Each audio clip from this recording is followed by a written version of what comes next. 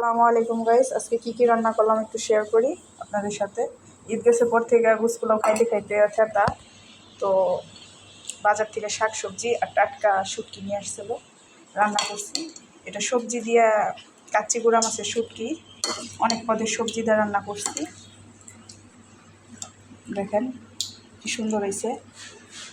এখানে ভেন্ডি, আলু, তারপর বেগুন, দাঁড়া, সাজনা, পুঁই শাকের ডাঁটা শাক, এগুলোও দিছি। আর এখানে লটকা মাছের শুটকি ভুনা করছি পেঁয়াজ দিয়া, দাঁড়া দিয়া, আর হইলো আলু দিয়া, অনেক মজা।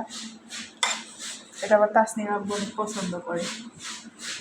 তো আজকে এগুলা শেয়ার করলাম আপনাদের সাথে, রান্না করছি।